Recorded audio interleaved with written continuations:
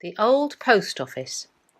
In these days of instant messages, emails and mobile phones, it's easy to forget how hard communication used to be. Take yourself back to the mid-1700s and it was not that fast.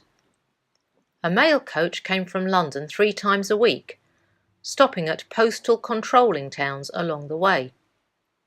Rochford was made a receiving town in 1786 and a postal town in 1820.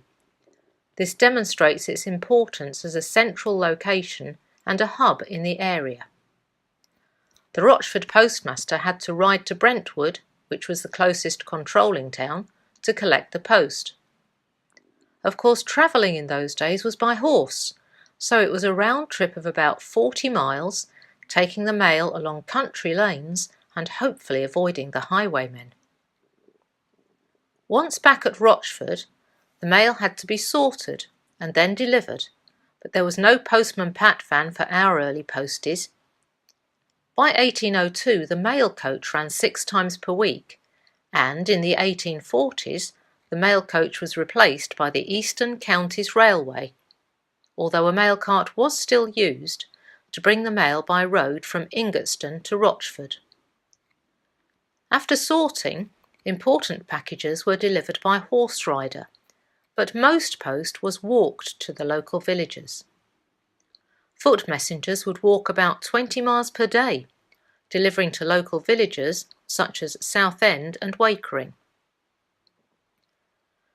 Rochford Post Office has moved around over the years. The earliest postmaster sorted the mail at one of the local inns, but by the early 1800s, an old thatched cottage off North Street was used. The post room moved to what is now 46 West Street in 1852, when Henry Wood became postmaster. He had a hole cut in the wall to conduct postal business. It transferred across the street a few years later when the ironmonger took charge of the post. Then, in 1892, it was transferred to 45 West Street, where the local printer, F. W. Francis, became postmaster.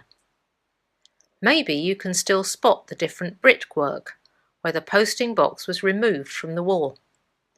Mr. Francis also continued with his printing business at number 47 and lived at number 49. Subsequently, the office was moved to North Street into the old police station and is now in Market Square.